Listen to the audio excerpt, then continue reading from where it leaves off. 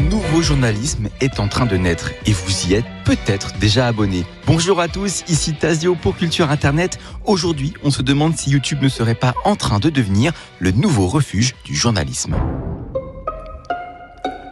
Depuis quelques mois, une nouvelle tendance se dessine dans le paysage médiatique. Caméra à la main, un montage fait maison et des vidéos publiées comme ça sur les plateformes, mais qui explosent. Des journalistes qui parlent de sujets intimes, engagés, souvent ignorés des rédactions. Et ça marche. Alors, il faut se poser la question, est-ce que YouTube est en train de devenir le refuge d'un nouveau journalisme indépendant, un journalisme plus libre, plus incarné, mais aussi plus fragile? C'est ce qu'on va analyser aujourd'hui. On connaissait déjà Charles Villa, l'un des pionniers du journalisme indépendant sur Internet en France, mais pas totalement détaché des rédactions, puisqu'il continue de travailler avec Brut. Aujourd'hui, il n'est plus seul. Des noms comme ceux de Charlotte Vautier ou encore Benoît Lecor reviennent de plus en plus souvent. Tous ont en commun de porter des projets plus personnels sur YouTube, mais sans forcément claquer la porte des médias. Ce qui les réunit, c'est autre chose, une envie de parler de sujets qu'on ne l'aurait peut-être jamais validés ailleurs. Dans une enquête France Info par Alexandra Clinique intitulée « En France, les journalismes indépendants à la conquête de YouTube », que je vous invite d'ailleurs à lire, Benoît Lecor souligne qu'après plusieurs années au monde, il s'est senti déconnecté de la réalité. Alors, il est parti filmer le quotidien d'un homme statut par exemple. Pas d'angle prémâché, pas de voix off standardisée, juste un regard. Moi, quand j'ai vu Jacques pour la première fois, une seule question m'obsédait. Excusez-moi, je peux vous déranger? De loin, on dirait que vous êtes l'homme le plus triste au monde. C'est vrai ou pas? Non, pas du tout. C'est peut-être l'air que j'ai quand je bouge pas, je sais pas, je suis comme ça. Mais non, je suis pas triste du tout, non. Après cet échange, j'ai convaincu Jacques de passer plusieurs jours avec lui. Je crois que j'ai envie de le connaître, lui ou ce qu'il dissimule sous son maquillage doré. Résultat, plus de 700 000 vues pour sa première vidéo et une forme de réconciliation avec son métier.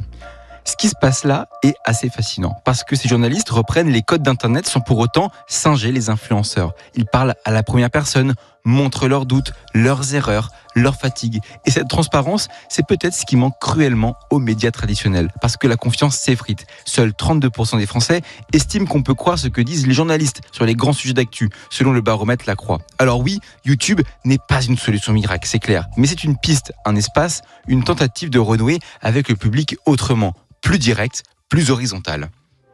Et ce phénomène, c'est pas qu'un effet de style, il devient parfois une nécessité. En Inde, YouTube est devenu un refuge stratégique pour les journalistes qui fuient la censure croissante imposée aux médias traditionnels sous le gouvernement de Narendra Modi.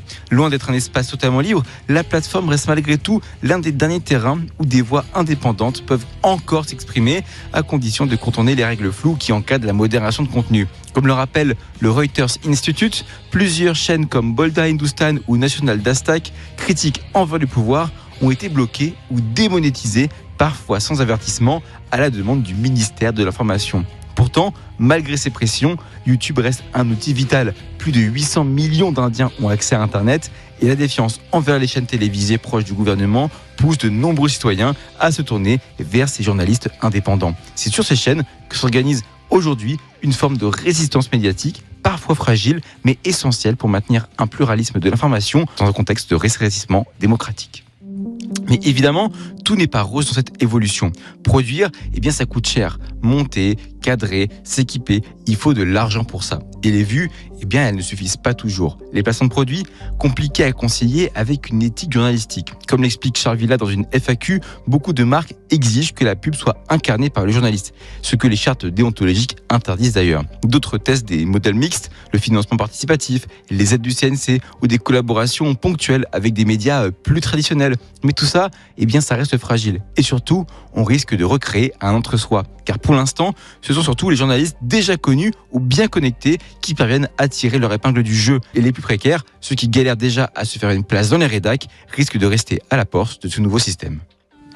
Et c'est là que réside aussi l'un des vrais défis. Être indépendant, c'est être libre, mais c'est aussi être seul, sans relecture, sans contradiction. Alors, il ne faudrait pas que la tour d'ivoire des rédactions soit remplacée par une chambre d'écho individuelle. Ce qu'il faut, c'est de la diversité, de l'écoute et du dialogue entre les façons de faire. YouTube ne remplacera pas les rédactions, mais il peut les compléter, les bousculer, les réveiller. Parce qu'il se passe quelque chose, une bascule lente mais réelle, une réinvention. Et pour une fois, elle ne vient pas d'en haut, pas d'une grande réforme ou d'un groupe média. elle vient de celles et ceux qui reprennent la caméra pour dire « voilà ce que je vois, voilà ce que je vis, voilà ce que je veux raconter ». C'est peut-être ça le futur de l'info, une info bricolée, mais honnête et surtout incarnée.